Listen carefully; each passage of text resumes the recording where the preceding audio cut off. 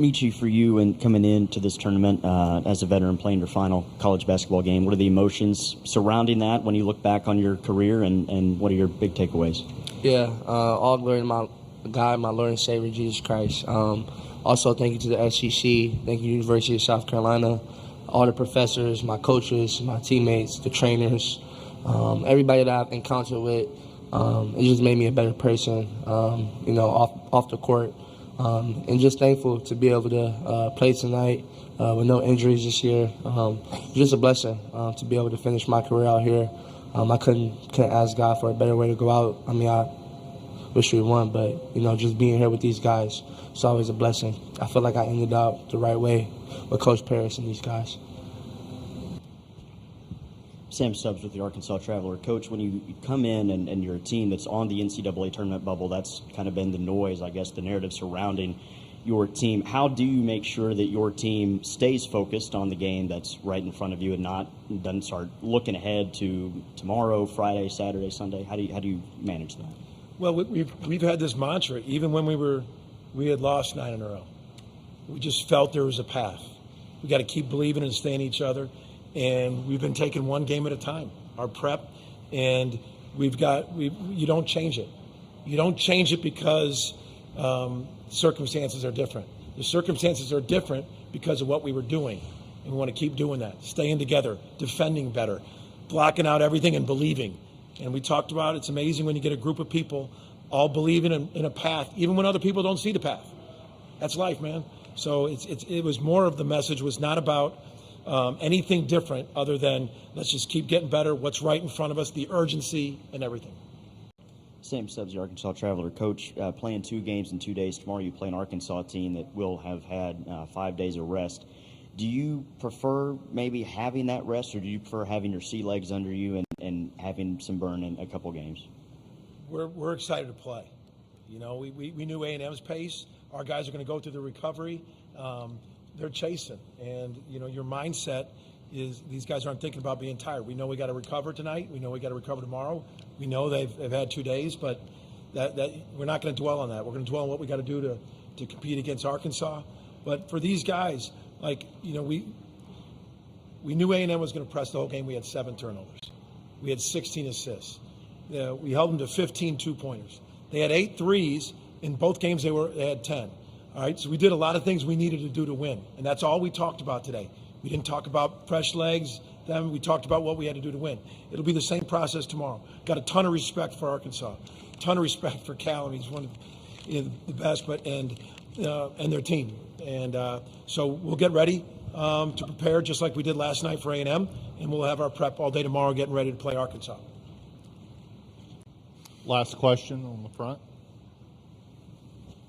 Coach, Darius Acuff was named the SEC Player of the Year this week. I'm just curious what you've seen from him this season and what kind of challenges he could present for y'all's defense tomorrow. Amazing. We saw firsthand. He really took over down the stretch against us. I know he's been compared to a lot of NBA guys, as he should. He just has like that Derrick Rose, Allen Iverson speed with power.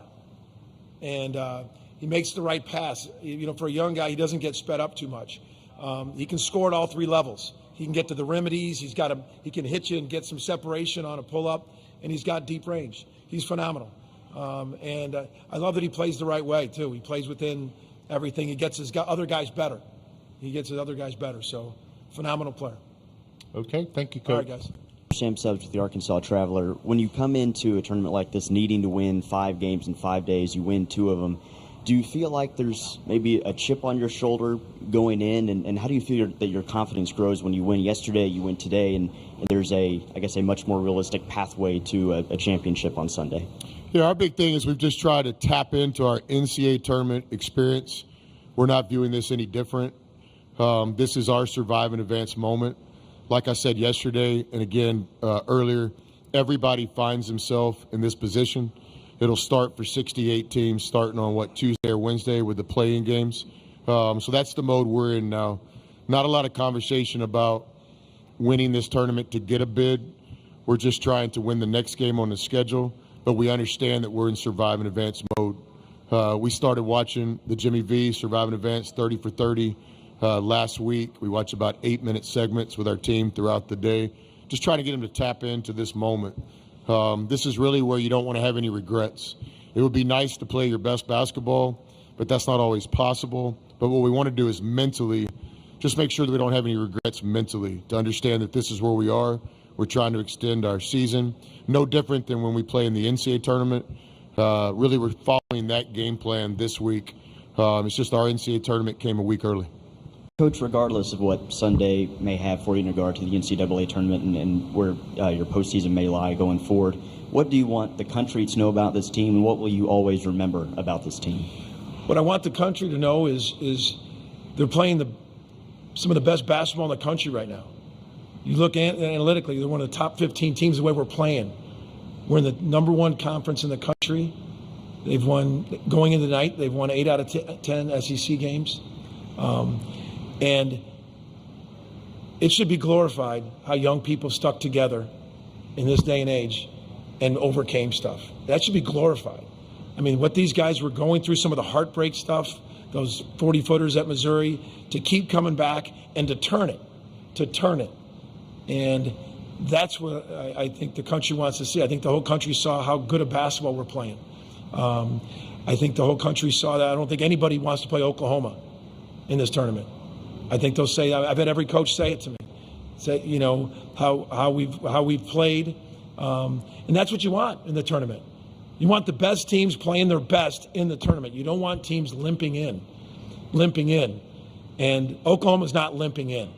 We're playing some of the best basketball in the country, and I want the whole country to know that these guys are unbelievable fighting through hard, and that should be glorified in this day and age.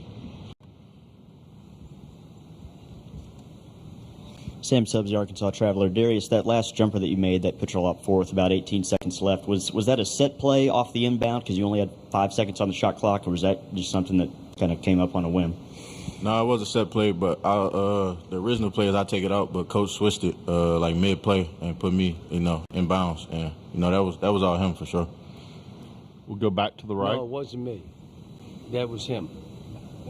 Coach, you said after the Texas A&M game, the home finale, that you said you wanted your players to teach themselves, coach themselves, lean on each other, and kind of let you step back as we got into March and into postseason play. Have you seen them do that leading into this game? Did you see them do that tonight, and are you hopeful they can keep they doing are. They're saying things to me in the huddle of what they may want to run, or I'm asking them and they'll tell me. But I also need them to hold each other accountable. You don't have to be mean to do it. But you got to encourage guys to do their job. And you got to be able to say, come on, man, we're trying to win. Do your job. And coming from them is totally different than coming from me.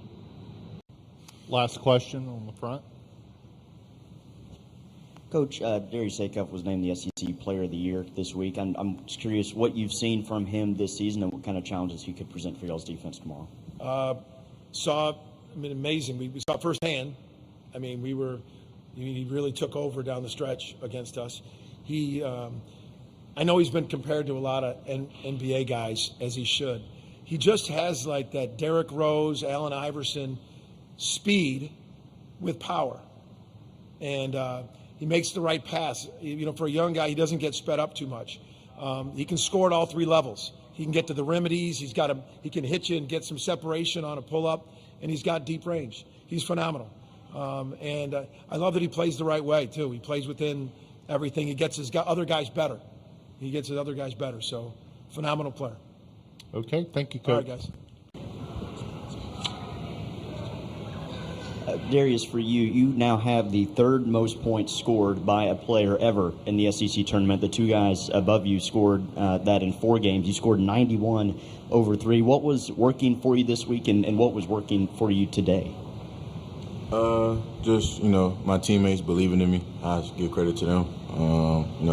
They trust me with the ball, and I just got to go make the plays. So, downhill was working, all weekend, and today, I just had to be smart with the ball. No late turnovers in the last couple of minutes.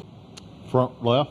Coach, you mentioned DJ Wagner earlier. How gratifying is it for you as someone who played for you at Kentucky, followed you to Arkansas, now in his third season? He's kind of stayed the course in an era where not many players do that.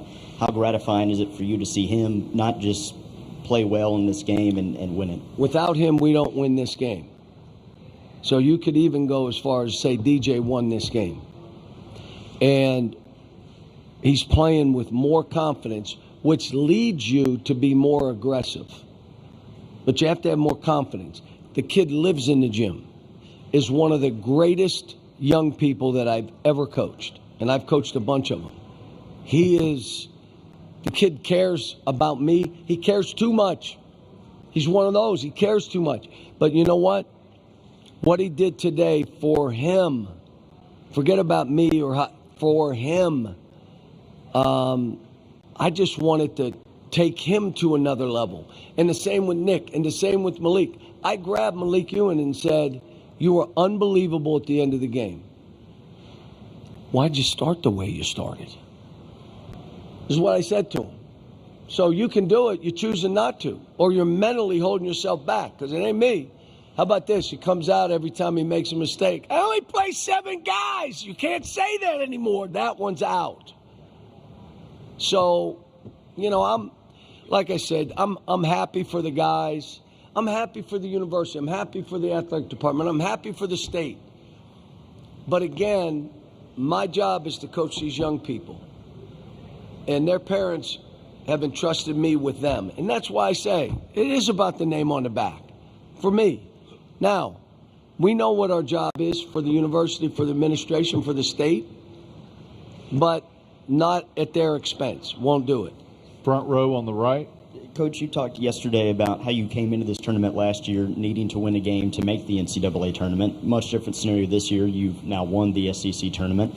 Does that change at all how you think about the NCAA tournament going forward? Obviously, you have momentum, but does that change your thought process? Let's see where we're seated. Then I'll tell you if this. Let's see where they seed us. I think we've beaten Vandy twice. Did we beat them twice? I think so. But let's see where they seed us. Does this matter? I don't know. We're going to find out if it matters.